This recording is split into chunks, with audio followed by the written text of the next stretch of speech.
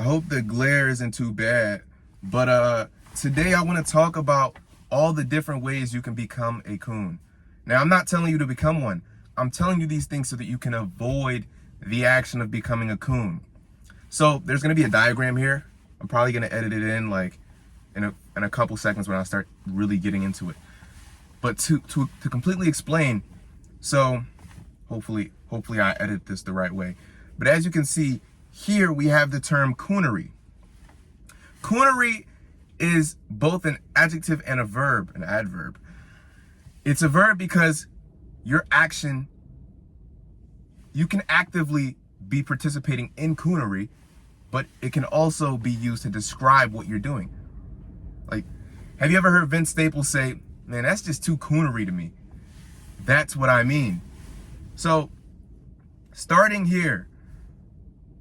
Now, I'm not going to rank these because I think there's a number of ways you can do it. I might actually have to revise the the datagram I used before I post the video, because I think looking at it now, I think there's a lot more ways to become a coon. And there's a lot more arrows I need to add to connect certain things together. But I'm just going to start with this one since it's at the top. Niche interest. So this is like your K-pop fan. This is your fan of heavy metal music. So as a black person, you start listening to these genres and participating in things that aren't, I guess, stereotypically associated with black people. So whilst conversing with the fandom, you start picking up habits that almost denigrate yourself. You know, things like just certain words that you use. Like, you might start saying, "Ooh, their hair is too nappy," in relation to certain people. Or you might really want validation from these people and they're not black, so you start doing slight coon things.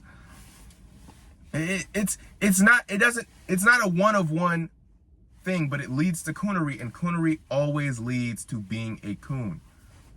Now, I do think you can do coonery things once or twice and not be a coon, but I'm telling you, this is a stockpiler thing.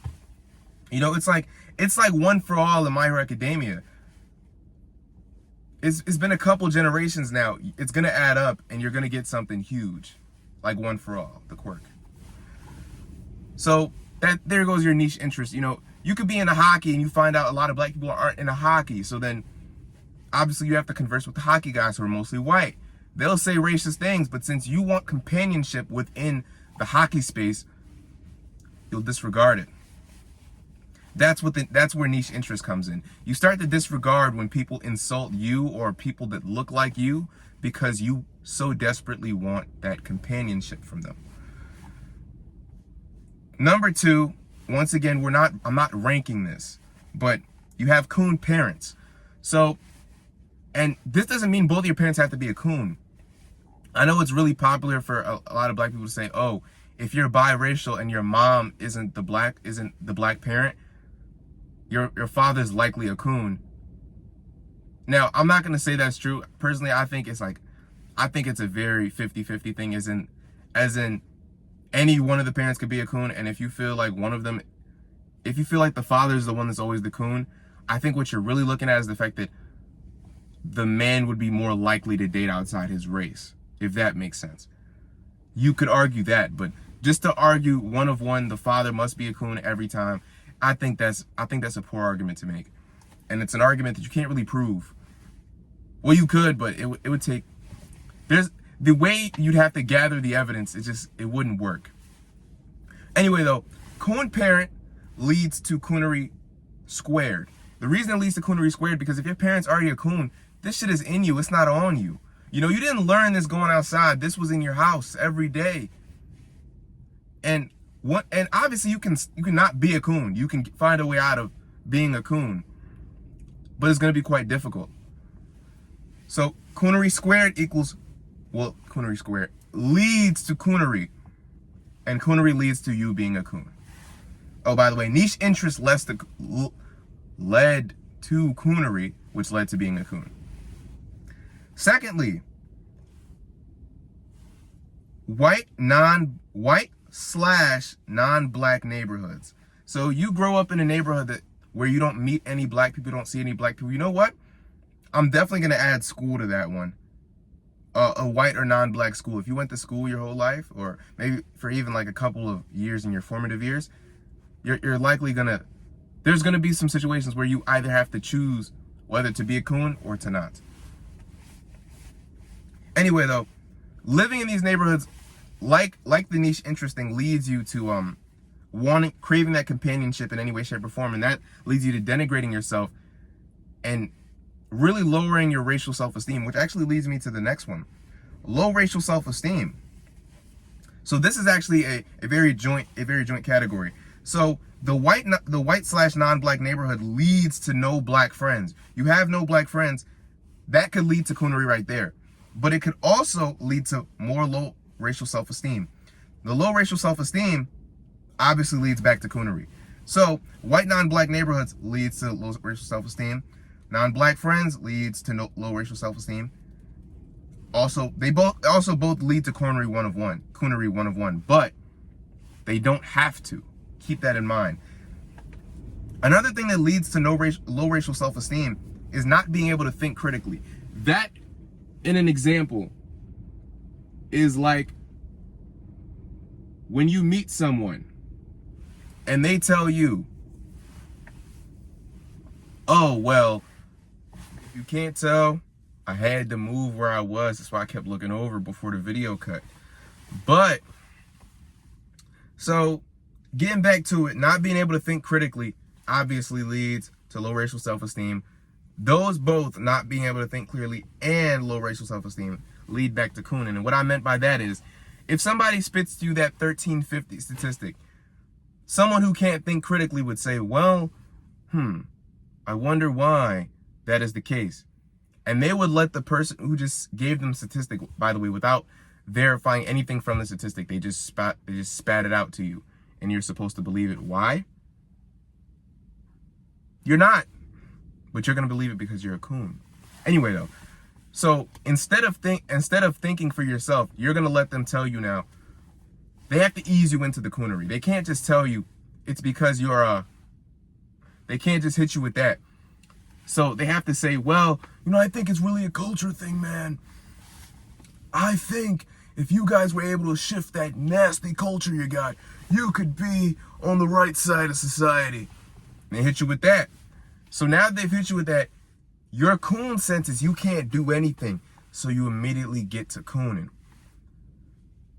And that's where it happens. That's where they get you. They sell cooning to you like they selling a course, and you bought in because you're stupid. Okay, now here's a couple other ones. Now this one kind of relates to the low racial self-esteem thing and the not being able to think critically thing, but being an L reader. And what I mean by that is, I don't mean like the Casanet Duke Dennis clip, even though that is where I took the term from. What I mean is, instead of reading Malcolm X or any thought that had to do with, not even just racial thought, but theorists based on anything, economic principles, all of these things, it wouldn't take much for you to realize, okay, capitalism whoa, what was I about to say? I think I almost said upholds a system that needs a group of people to be the lesser so that the 1% can be the larger. So the way in which they did that, obviously there's poor people, there's poor white people. I'm not saying there isn't. But how is it that you're able to split up? How is it that you're able to split up all the poor people in America? You create a racial hierarchy. And that is a very simple thing. Now, a coon would tell you I'm lying. They would tell you, no, capitalism is the way and socialism has never worked. You could definitely argue these things, but has socialism ever really been deployed in a meaningful way? And I want you to think about the things you love about our government. Paying taxes to your government in order for them to fix roads, provide infrastructure, all of these different things. Does that not sound a little familiar to you at all? No? the countries with free health care. Does that not sound a little familiar to you at all? No? Now, I'm pretty sure there's a I'm not gonna look it up. I might actually put it in the video if I'm able to find the statistic. But I believe in some of the Nordic countries, the happiness index is like through the roof. And obviously they have socialist policies, but also the much bigger thing is they're less diverse. I guess you could definitely argue that diversity does lead to problems, but it's not necessarily that it's not necessarily a people thing, like, oh, it's just that the people aren't good enough in comparison to another group of people. It is, these people are different, these people do things a different way, and everyone gets all judgy. It reminds me of the damn, I'm about to bring up something from a cartoon. It reminds me of that episode of Fairly Odd Parents where everyone is gray, but Timmy still encounters that one kid with the braces and the dentist. I forgot what his name was. I think it was like Mr. Bender. I think it was Mr. Bender. But he argued that to him and Timmy that they were more gray and normal than he was. Even with all of that, everyone looked exactly the same. He still argued we're more gray than you are. And that's an example of what I mean. People strive to be different from other people because they need that false sense of security and superiority. And you as a coon, you have to believe that someone is superior to you and not that you're equal or not that you're better than them. I don't think you should think you're better than anybody, but I do think you shouldn't think that everyone's better than you. So another thing is you think you're a comedian. What that means is, have you ever noticed like comedians are very quick to make jokes that are very dark, either dark, racist, or just very like self-deprecating, and then pass it off as a joke? I'm not saying that's a bad thing, but I am saying that the comedian to coon complex it has to be like vivacious. It has to be very lucrative. And I'm telling you, I'm going to let you think about it. But think about all the funny people you know. Think about how many times you've seen them doing something coonery. It's a couple times, right? Exactly. All right, 2 other things before I just start spitballing and rambling on. Black pill equals coon, red pill equals diet coon. So black pill, obviously the black pill is literally just believing yourself to be a lost cause, blah, blah, blah. You're short or you're ugly or what are the other ones? I guess you're not man enough. I think that's one of them. So you just believe everything is a lost cause. And obviously one of them is also you're not white. So you're doomed. Believing that you're in an existential crisis because you're not a specific race, and there's no way for you to get out of it. I shouldn't have to explain how that's coonery, because once again, cooning is literally just self-hate. Red pill is diet coon. The reason I didn't say red pill is equals coon as well is for the simple fact that you can be a red pillar by being conservative. Now, I do think conservative can and disproportionately does lead to cooning, but unfortunately, or I guess fortunately for the conservative crowd, there are a lot of conservative black people actually. They're not all coons. They just do this thing where they put up blinders for conservative policies that don't benefit black people, which, I understand that. Not the being conservative thing, but the putting up blinders thing. You have to put up blinders to protect yourself when you're doing something stupid. But yeah, so red pill is more diet coon, and the reason being is because what red pill really plays into, for black people at least, is respectability politics. Now, respectability politics does lead to cooning. Like, you can obviously see it from like a trend like the quarter zip trend that's going on right now on TikTok, where now we're seeing a lot of black men have to now do this thing where they say, since we don't do Nike Tech, we're not doing it because it's too thuggish, and we're not thugs, we're businessmen, and we're about our business. We want office jobs, and that's cool. It's good to want to be different. And it's also good to want to be similar, because in the past, and this is not just in America, but this is like in a bunch of different places, black people have not always dressed in one way. This is very evidence when you look at culture. And black people used to do like the whole quarter zip thing, the business casual thing. That was a thing. And for a lot of black people, it still is. But to pass it off as, ooh, every black person that wears a hoodie or just wears athletic wear, they must automatically be a thug, it's so, I think we know what it is. We know exactly what it is. And the argument isn't based in anything it's not based in anything substantiated. It's literally just, hey, I saw you, I pictured you as something else in my head, so now you're that. Like, look at me, for example. I have on a New Balance windbreaker. Somebody would probably see me, and I have dreads, locks. But somebody would probably see me and be like, wow, he must be, he must be into that sort of thing. And I'm just not. Even where I grew up, like I grew up in Philly, even that, no, I'm just not. That's not me. I'm not that type of person. However, if I was, the way I dress would have nothing to do with indication of that. Mob members used to wear suits. A lot. I know a lot of Hebrew Israelites that really do shit out here, man. And they don't wear, all they wear is like Muslim attire and suits.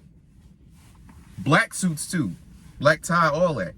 So you can't really argue that clothes leads to these things unless you're a coon. See? You see how everything circles back to being a coon. So there are obviously other ways to be a coon, but they're harder for me to really like pinpoint and depict. Like, when you look, you can look at someone and be like, I could just see it in you. You're a coon. So I'm gonna put this down now. I don't need this anymore. So another way that I'm going to tell you that you could be a coon is if you look at yourself